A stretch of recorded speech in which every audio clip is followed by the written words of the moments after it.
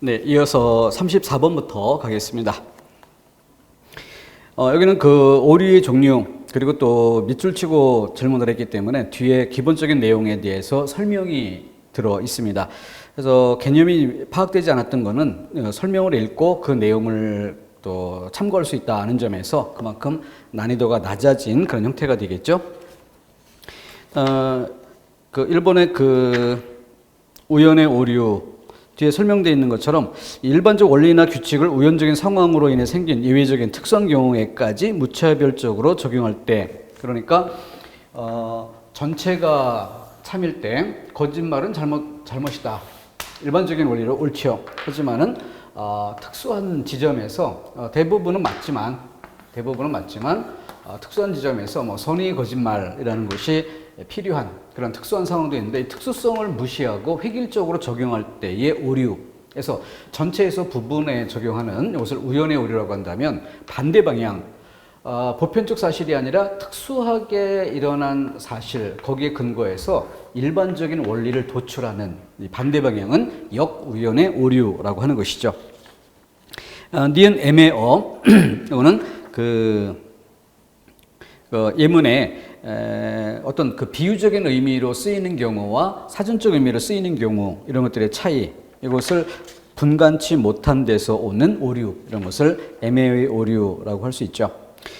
선택지 가보면 1번에는 정원 3단 논법의 가장 기본적인 예문을 보여주고, 따라서 오류가 아니다 이렇게 볼 수 있죠.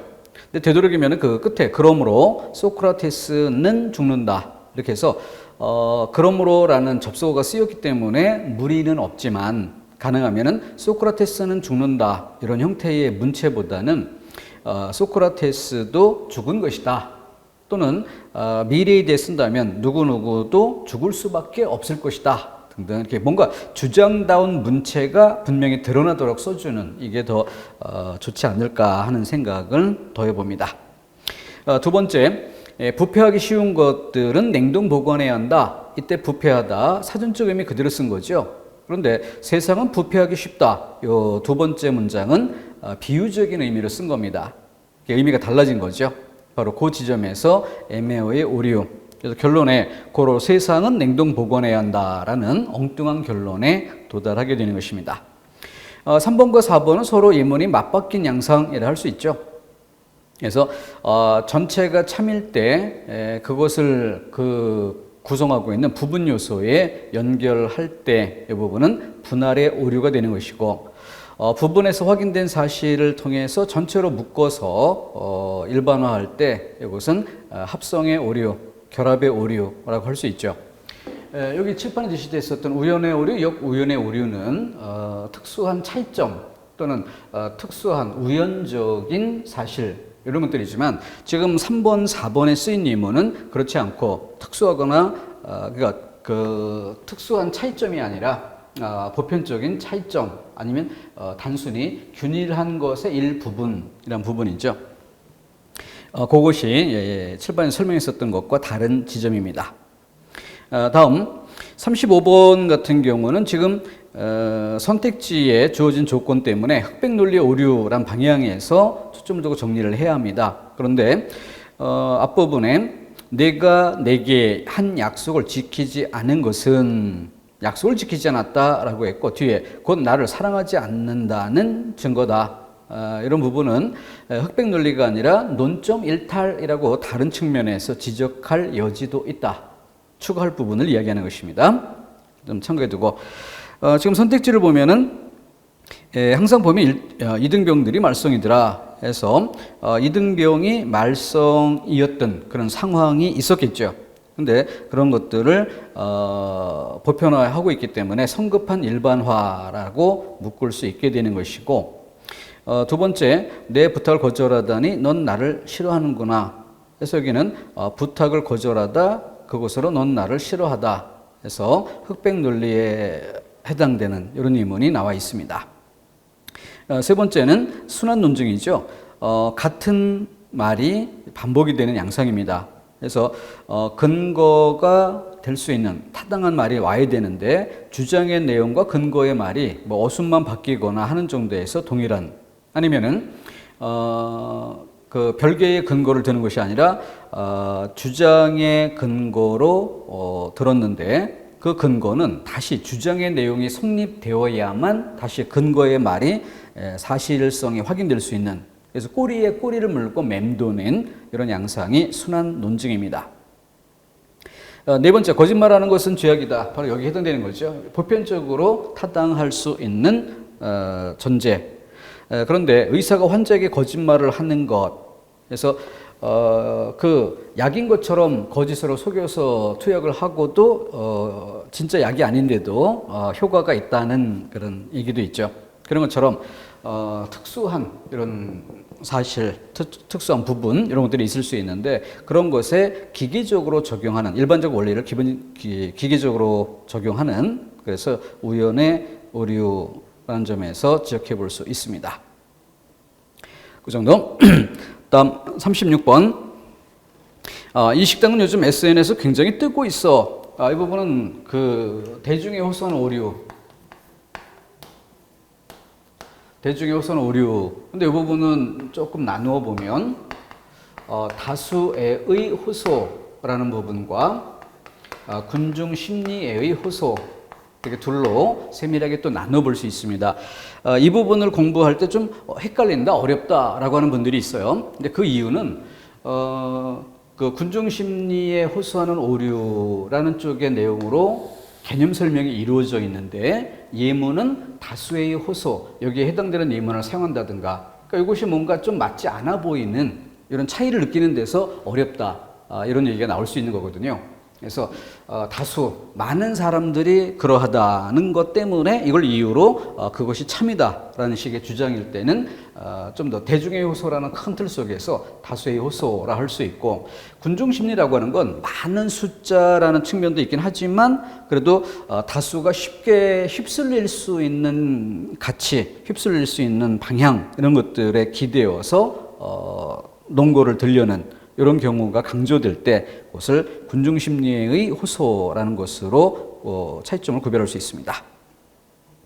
자, 크게 이제 여기서 SNS에서 굉장히 뜨고 있다라고 하는 것 다수이고, 다수이다 보면 또 동시에 거기에 군중심리가 작동하는 그런 측면이 동시에 나타날 수 있죠.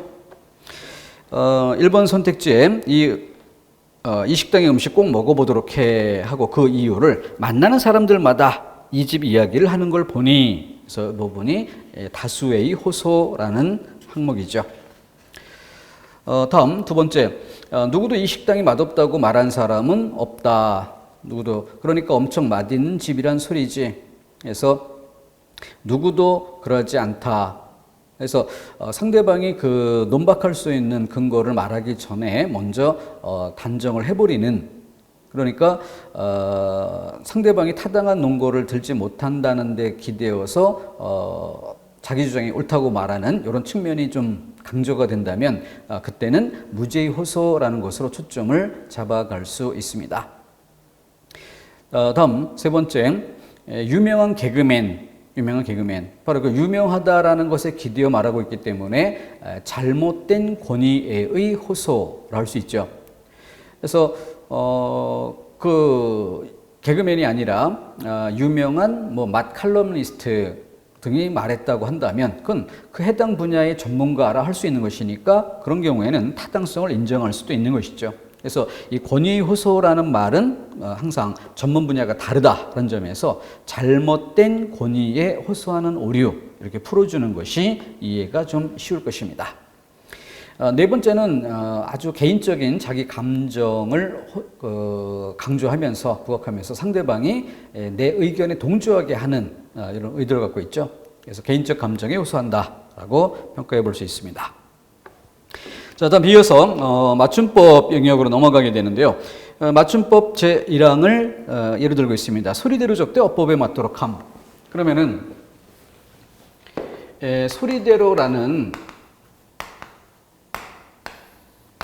자, 이 부분은 사실은 그 예문이 크게 세 군데 밑줄 쳐져야 됩니다. 소리대로 적되 어법에 맞도록 함을 원칙으로 한다. 그래 놓고 거기에 부수적인 내용으로 소리 나는 대로.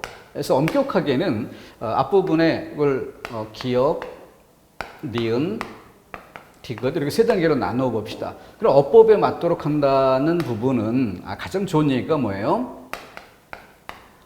발음의 변화가 생겨도 형태에서 본래의 모습을 밝혀 적는 것이란 점으로 명확하게 예를 잡아볼 수 있습니다. 그때 발음이 변화되면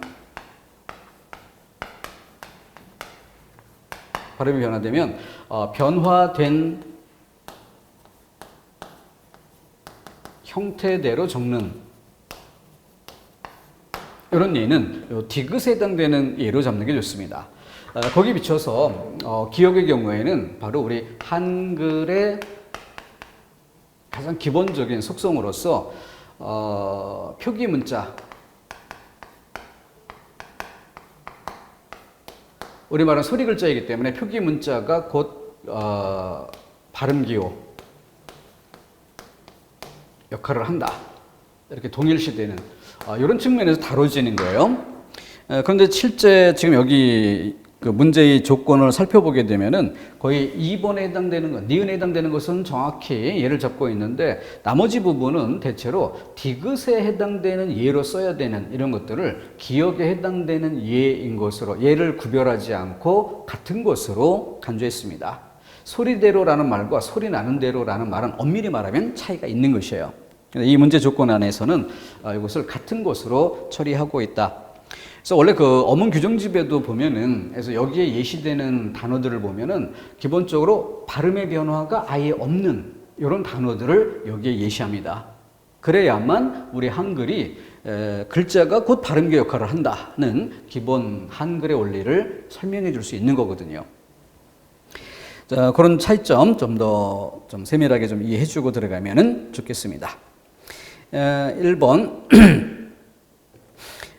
살고기로 적지 않고 살코기로 적음해서 이 부분은 그 살코기라고 발음이 될 때 실제 그 어원을 따져보면은 살이라는 말 뒤에 히읗 덧생김이 생기고 그 히읗 덧생김이 기역과 합쳐져 거센 소리로 바뀌는 이런 과정으로서 고전 문법에서 그 원리를 살펴볼 수 있는 예입니다. 맞춤법에서는 발음 그 자체 현상적인 면만 초점에 두고 설명을 하죠. 그래서 소리가 나는 대로 발음이 변화됐을 때 변화된 채로 적는 디귿에 해당될 만한 예시인데 기역과 구별하지 않고 여기에 해당되는 것으로 예로 삼고 있습니다. 기역의 2번 기역의 론의로 적지 않고 논의 소리가 바뀌었을 때 바뀐 소리에 따라 니은으로 적음 역시 여기에 들어갈 예를 여기에 적은 예라 할 수 있죠. 3번은 급히로 적지 않고 급히 발음이 변화됐지만 본래 형태를 밝혀 적은 예, 니은에 해당되는 예입니다. 4번 같은 경우 달달이로 적지 않고 다달이로 적는다. 그러면은 오히려 소리가 나는 대로 적는 방식이니까 니은에 해당되는 것이 아니라 차라리 기역에 해당된다라고 보아야 맞겠죠. 자, 그런 정도로 해서 여기는 기역과 디귿을 구별치 않고 같은 것으로 간주한 정도에서 출제한 모습이다. 이렇게 이해해 주면 되겠습니다. 어쨌든 상대적으로 답을 내야 되는 것이니까 니은의 의미를 정확히 구별할 수 있다면 또 우리말 맞춤법 표기 원리의 가장 핵이 되는 부분이죠. 어법에 맞도록 함. 다음 38번 디귿 티읕이 이나 히가 올 적에 지읒 치읒으로 해서 국의 음화를 설명하고 있습니다. 그렇지만 그건 발음상의 문제이고 소리 나더라도 디귿, 티읕으로 적는다. 이건 표기법의 문제죠. 그래서 1번의 예시로 해돋이, 같이 이런 것들을 예로 들었는데 4번 잔디, 버티다. 그 뒤에는 하나의 형태소에서 디귿, 티읕과 이가 만난 것으로 하나의 형태소 안에서 디귿, 티읕, 이가 만난 것 여기까지는 맞는 설명이죠. 그런데 그 뒤에 위 조항의 예에 해당된다 라고 했는데 이거는 틀린 것. 뒷부분이 틀린 겁니다. 앞부분은 맞고 뒷부분이 틀린 거예요. 바로 형태소와 형태소가 만날 때라는 조건. 자, 다시 박스 안의 내용을 보면은 디귿, 티읕 받침 뒤에 종속적 관계를 가진 이나 히가 올 적에 이때 종속적 관계를 가진이라고 했어요. 이 종속적 관계를 가진이라는 것은 바로 문법적인 형태소를 이야기합니다. 그 문구 자체가 형태소와 형태소의 결합이라는 거죠.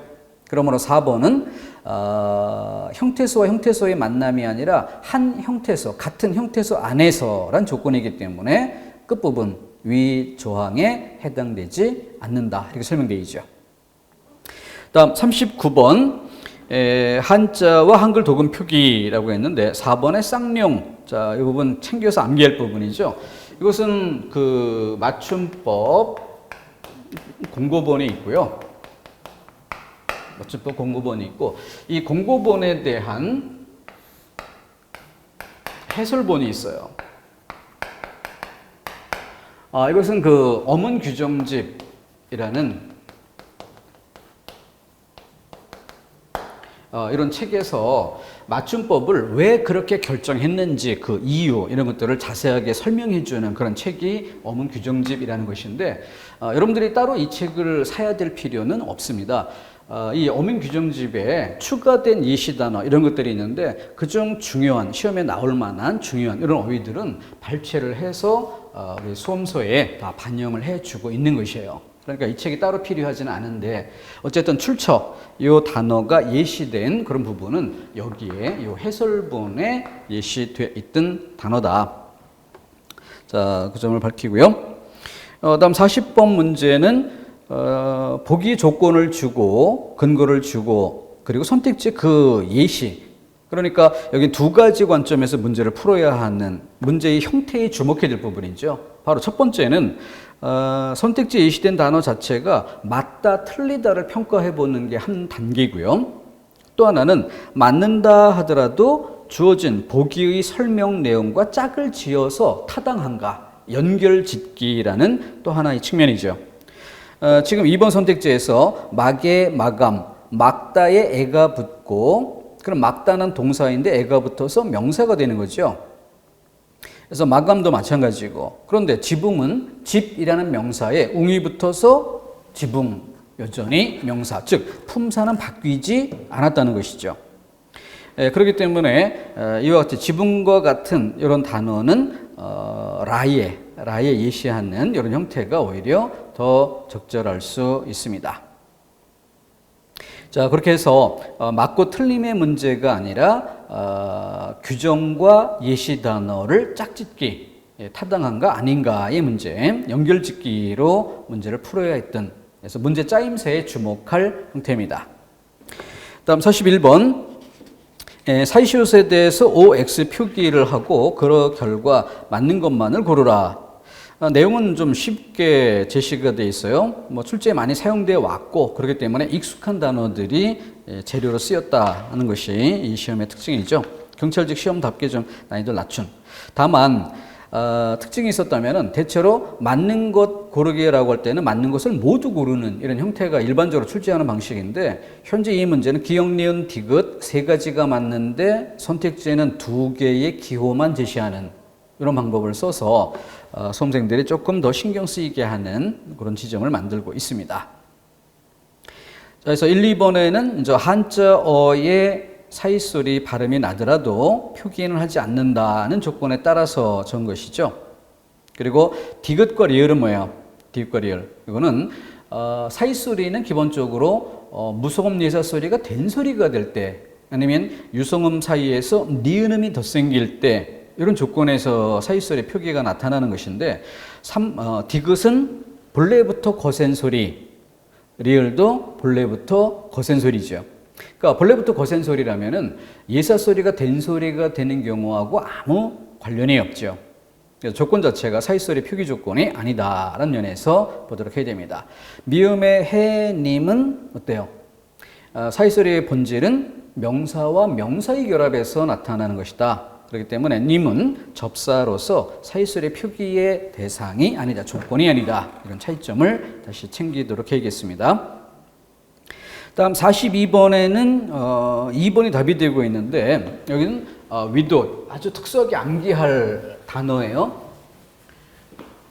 왜냐하면 우선 내용상 위하고 아래가 구별될 수 있는 이런 어휘일 때 어쨌든 시옷을 넣든 안 넣든 위라는 이 형태를 취할 수가 있게 되는 거죠.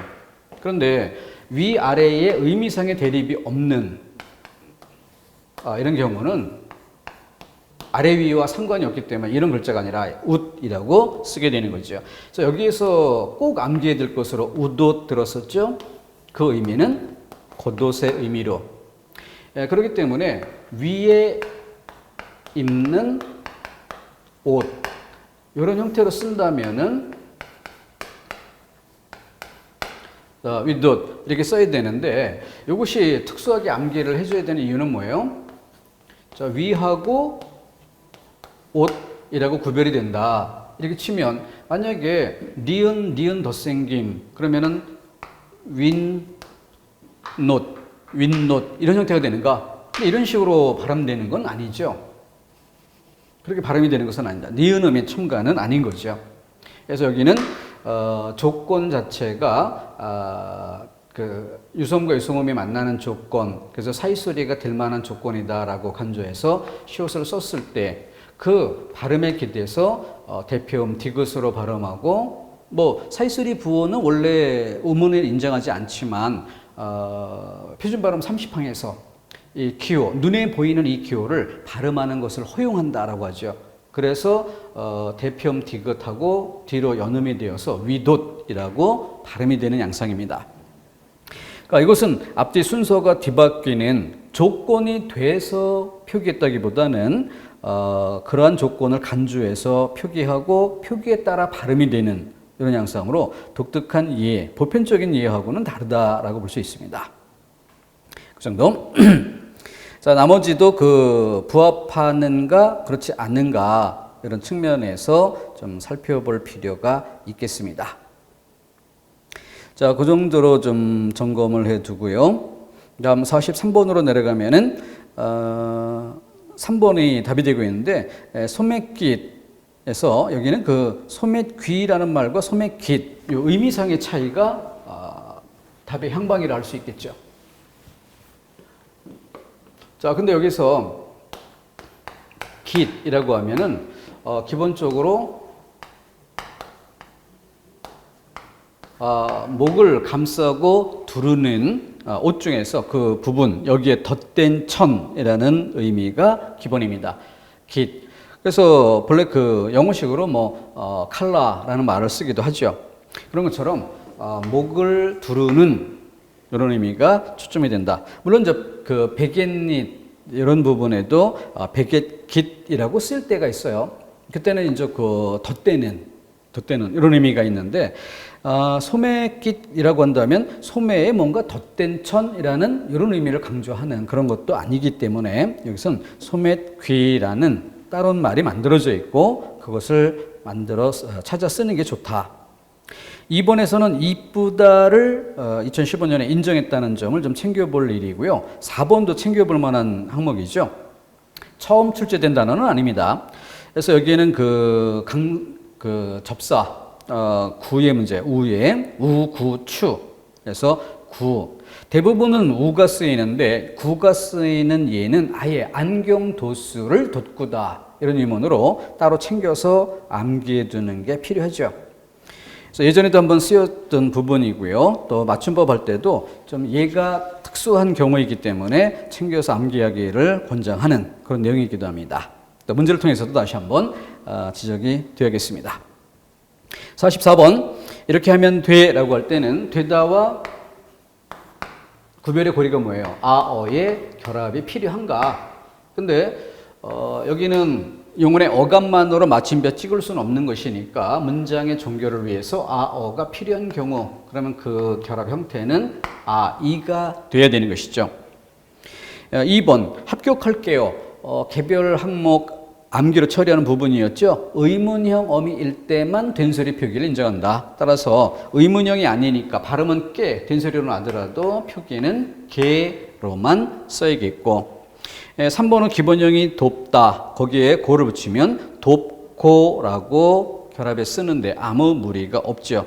우라고 바꿔 쓰이는 것은 바로 유성음과 유성음 사이에서 유성음화 될 때, 이때 비읍이 우로 바뀌는 것이죠. 결합의 조건을 살펴야겠습니다. 다음 45번 문제. 많이 출제되어 왔던 것인데 역시 좀 헷갈리게 이렇게 출제한 경우가 됩니다. 그래서 주의할 만한 주의를 필요로 하는 이런 경우죠. 그래서 2번 선택지 보면은 답을 정답과 맞혀라고 했는데 여기서 우리가 맞추다와 다르게 맞히다로 쓰이는 이런 경우 일단 기본적으로는 저 피동의 의미가 살아있는 이런 경우에 he를 쓰는 것은 쉽게 맥을 잡을 수가 있습니다. 주의할 것이 뭐예요? 옳은 답을 대다. 옳은 답을 대다. 이 의미로 쓰일 때가 주의할 부분이었죠. 자, 그런데 지금 현재 2번은 문맥상 답을 정답과 라고 했으니까 그 의미는 여기에 해당되는 것이 아니라 이것과 달리 채점하다. 옳은 답을 대다가 아니라 채점하다라는 다른 의미가 되는 거죠. 자, 그래서 차이점이 있다는 것이 챙길 부분. 다음 4번도 좀 주의할 만한 부분인데 여기에는 먹었을는지라고 할 때 어미의 형태는 리을, 는지가 맞는 형태다. 근데 발음이 리을, 른지로 발음이 되죠. 그럼 발음 교의 문제라는 것 좀 차이점으로 구별토록 해야 되겠고 또 아주 엉뚱하게 리을, 런지 이렇게 엉뚱한 표기를 주는 방법도 있죠. 같이 생각해 볼 일입니다. 다음 46번 1번에 뭐 되었다. 방금 앞에 설명했었던 것처럼 어가 결합이 될 조건에서는 이가 돼야 되겠죠. 그래서 기억에 틀린 것을 알 수 있고 니은 디귿이 맞는 것이고 리을과 미음은 준말 표기 형태인데 준말 표기에서는 이 몸이 줄 때 자, 그러면은, 그 글자 형태를 잘 보면은, 적지 않은에서 적지. 여기서 이 몸을 빼면 어떻게 돼요? 지읒이 그 뒤에 초송자리, 이응은 자음이 없는 거죠. 바로 그 자리에 합쳐지면 되는 겁니다. 그런데 지금, 그 지읒만 이 몸을 빼고 합치면 되는데, 적지 않은 할 때, 야를 쓴다는 건 뭐예요? 이 모음이 탈락된 형태가 아니라 살아있는 형태로 모음도 축약을 시킨 거죠. 이 부분이 잘못된 것입니다. 그래서 준말 여기서는 기본적으로 이 모음의 탈락이라는 점이 전제돼야 한다. 그런 상태에서 여기 이제 히읗이 남아 있을 때가 문제가 되는데 이 히읗이 남아 있는 경우 이것이 살아 있으면 거센 소리로 축약이 될 것이고 이 하 자체도 탈락을 하는 이런 경우에는 거센 소리가 될 수 없겠죠. 그 차이는 무성음 입성 받침 짧게 끊어 읽는 그런 받침 다음에는 다음 글자를 온전히 발음하기 어려운 이런 조건이 되기 때문에 하 전체가 탈락하지만 유성음 아래에서는 히읗이 발음될 수 있고 남을 수 있기 때문에 축약이 되는 것이다. 무성음 아래, 유성음 아래 이 조건으로 구별하는 것이 또 고려가 되겠습니다. 자, 리을 미음 여기서는 기본적으로 모음은 탈락하는 것입니다. 근데 그 탈락하지 않은 것처럼 야 모음을 썼다는 점에서 리을 미음 둘 다 틀린 것이죠. 한 개 더 추가해 둘 것이 디귿과 리을 여기는 앞으로 축약하는 방법, 뒤로 축약하는 방법 C어로 강조를 했었어요. 그래서 스이어에서 앞으로 축약하면은 의의 뒤로 축약하면 스여 이렇게 되지만 만약에 이렇게 쓰면 이 모음을 앞으로도 축약하고 뒤로도 축약하고 한 가지를 두 번 써먹었기 때문에 틀린 것이다. 이렇게 보는 내용이었죠. 자, 그런데 거기에서 주의할 점, 추가로 암기할 단어가 있습니다. 바로 뜨이어는 의미가 두 가지가 있죠. 그래서 눈에 뜨이어 이때는 방금 쓰이어를 본 것처럼 앞, 뒤 두 가지로 다 쓸 수 있습니다. 문제는 간격. 이때는 한 가지만 인정한다. 그래서 이걸 설명드리긴 했지만 암기를 위해서 그때 예를 들어야 될 게 뭐예요? 바로 띄어쓰기.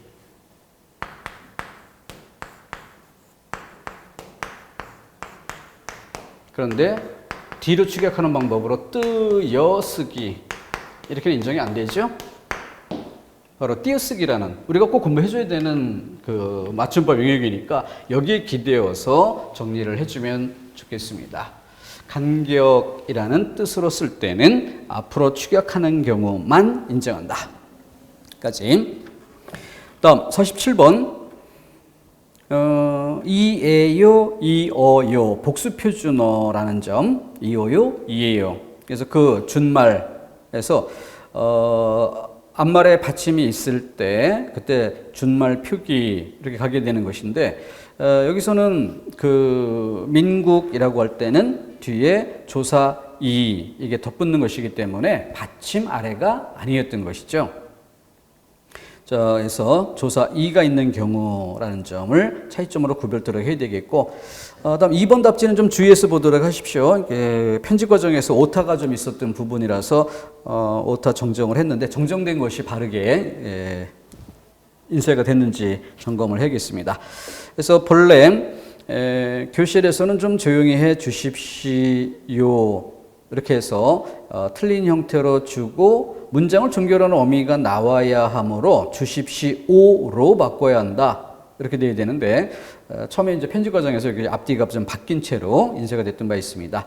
그래서 설명에 맞게 어울리게 제시가 되어 있는지 점검토록 하시고요. 다음 네 번째는 이것이 이 달다가 있고 이 따르다가 있죠. 그래서 두 가지 단어를 그러니까 추상적인 상황에 쓸 때는 둘 다를 쓸 수 있는 거죠. 문맥상 의미가 살아 있을 때, 예를 들어서 가슴에 훈장을 단다. 이때는 달다라고 해야지 따르다라고 해서는 안 되는 거죠. 그리고 또 대통령 차량에 그 방송사 보도 차량이 잇따랐다라고 이야기할 땐 뒤에 따라가다의 의미지 매달다의 뜻은 아니니까 그런 것들은 구별이 돼야 됩니다. 근데 사건이 잇따르다, 잇따르다라는 건 두 가지 다 쓸 수 있는 거죠. 자, 그랬을 때 활용형이 어떻게 돼요? 그래서 위에 것은 잇단, 밑에는 어떻게? 잇따른이죠. 이렇게 잇따른. 그래서 지금 잇단이라는 형태로 쓰는 것은 표기의 잘못입니다. 그거까지 같이 지적해 두시도록 하고, 다음 48번 설거지 소리 안 대로 쓰는 거죠. 이것은 지읒 받침을 적는다면 설걷다 이렇게 기본형이 설명될 수 있느냐를 봐야 되는데 설걷다로 설명될 수 없죠. 2번은 또 많이 설명했던 단어니까 앞부분에는 얽히다의 뜻이 살아 있어서 얽히고 이렇게 쓰지만 뒷부분에는 그 뜻이 살아있지 않기 때문에 얽히고 설키다. 여기는 본뜻이 없어요. 하지만 여기는 본뜻이 살아있고 그래서 접사 히가 결합되는 것으로 설명이 됩니다. 그 정도. 다음 네 번째 걷어붙이고 합성어 형태로 제시를 해서 초점을 놓칠 위험성이 있습니다. 주의해야 될 부분이죠. 앞에 걷어란 부분이 아니라 뒤에 붙이다에 초점이 있었다. 그래서 이 뒷부분에 붙이다 여기에 초점을 둘 때는 발음이 모두 붙이다로 소리가 나는데 이것은 붙다의 뜻이 살아있는 경우와 그렇지 않은 경우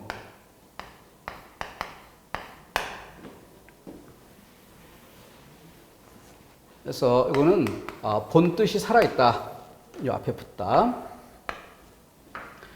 그 여부로 구별하는 문제였어요. 틀렸다고 생각할 수가 있겠죠. 뜻이 없어졌다. 이렇게.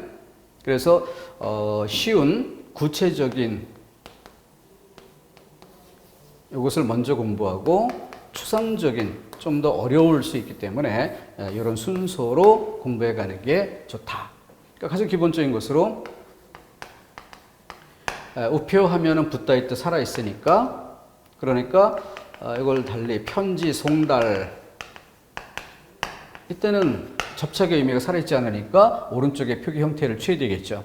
이런 식으로 구체적인 의미로 갖다가 추상적인 경우에 뭐 흥정을 붙이다 이런 경우와 삼촌댁에 숙식을 붙이다 이 경우 이런 것들을 구별하는 것. 구체어에서 추상어의 순서로 정리를 해가는 것이 또 공감을 빠르게 하는 도와주는 그런 효과가 있겠습니다. 챙겨두시고 다음 49번에는 치이다 그리고 개다 피우다 에서 접사의 사용이 적절한가 여기에 질문의 의도가 있습니다. 기본적으로 피동접사 이희리기 그리고 사동접사에는 이희리기 네 개는 똑같이 중복이 되고 우, 구, 추가 덧붙는 것이죠. 그 정도. 다음 50번까지 해서 끊어가겠습니다. 자, 50번에는 맞는 것으로만 묶인라고 했는데 1번에 반드시 반드시 그냥 그대로 써야 되는 경우도 있죠. 이 경우에는 그 문맥이 주어져야만 맞다 틀리다를 구별할 수 있을 것입니다. 문맥이 없을 때는 주어진 거 어떤 형태든 다 각각 맞다고 볼 수 있게 되는 거죠. 다음 수나비, 암수. 자, 암수를 붙일 때 시옷을 쓰는 경우 이것은 우리가 숙해 또는 수의 그 히읗 받침이네. 히읗 덧생김이죠.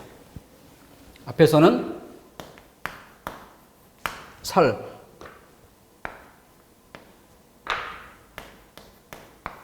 그래서 고지문법에서 히읗 덧생김으로 설명되는 이런 부분이죠. 이것이 현재에도 남아있는 것으로 머리카락